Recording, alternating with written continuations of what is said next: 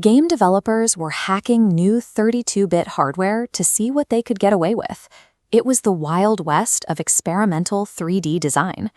But if you look up the top PlayStation 1 games today, you usually find a standard list counting down from 25 to 1. That format ignores a crucial reality. Modern adult gamers have severely limited free time. Diving back into these historic titles means accepting steep trade-offs. You are going to sacrifice either your time, your budget, or your physical living space. Hunting down original discs and a console will cost you a small fortune, while relying on convenient software emulation often strips away the technical quirks that made these games work in the first place. We need a better framework. This decision tree categorizes these games based on the lifestyle investment they require. By filtering choices through your actual availability, you avoid booting up a classic only to drop it 2 hours later due to archaic mechanics. Matching the right game to your current constraints is the only reliable way to actually enjoy this specific era of game design today. We start with the 60 to 80-hour cinematic epics that defined the late 90s RPG boom. Developers utilized the storage capacity of CD-ROMs to push the scale and budget of their projects. The Final Fantasy franchise alone built massive development teams, integrating full motion video directly into the gameplay. But that world building required compromise. You have to deal with sluggish turn-based combat, frequent disc swapping, and abrupt budget cuts. In Xenogears, they literally ran out of money by Disc 2 and had characters narrate off-screen battles while sitting in chairs.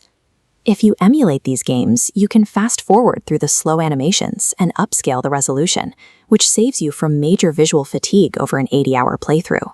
But emulation costs you the physical quirks. Many of these games were designed to interact directly with the console hardware, breaking the fourth wall in ways software cannot replicate. Hideo Kojima built Metal Gear Solid around these physical limitations, forcing you to read the back of the physical CD case for a radio frequency, and required you to unplug your controller and move it to the second port to beat a specific boss. Taking on these massive epics requires you to endure archaic pacing. In exchange, you get raw, experimental storytelling that modern AAA studios refuse to try. Our second category features games built entirely around complex, punishing mechanical depth.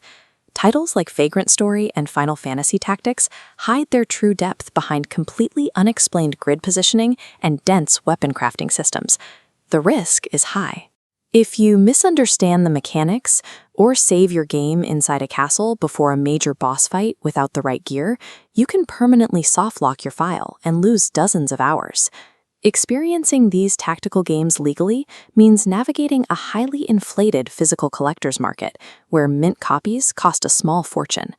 A game like Valkyrie Profile costs more than a decent used car today, but playing the physical disc delivers unparalleled 2D sprite work and raw, uncompressed audio quality that makes the price tag understandable. Original PlayStation hardware processes that audio through its internal digital-to-analog converter. Every punch and sword strike outputs a specific crunchy impact sound that modern remasters lose entirely. You should only tackle this category if you are a hardcore tactician willing to endure brutal friction to access the deepest combat systems of the 32-bit era. The third category includes games that completely break or look terrible if you do not play them on an original, heavy cathode ray television. In games like Jade Cocoon, developers relied on the natural blurring of CRT scanlines to blend their art. On an old tube TV, those pre-rendered backgrounds look like lush oil paintings. On a modern flat screen, they look like digital soup. But the real issue is mechanical failure. Rhythm games like Parappa the Rapper become functionally broken on modern 4K LCDs.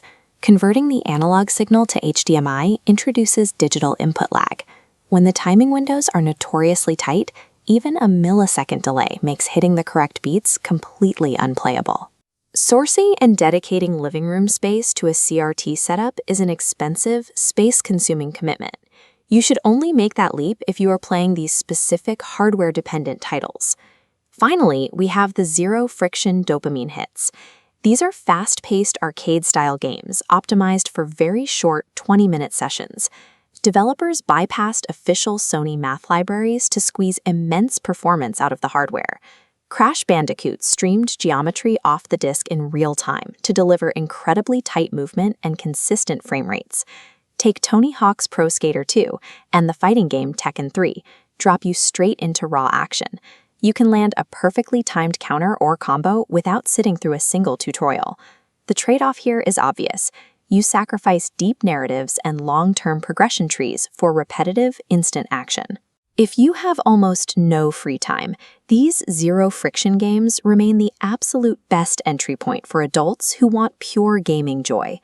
Selecting a retro game based purely on 90s nostalgia or blind internet hype is a trap.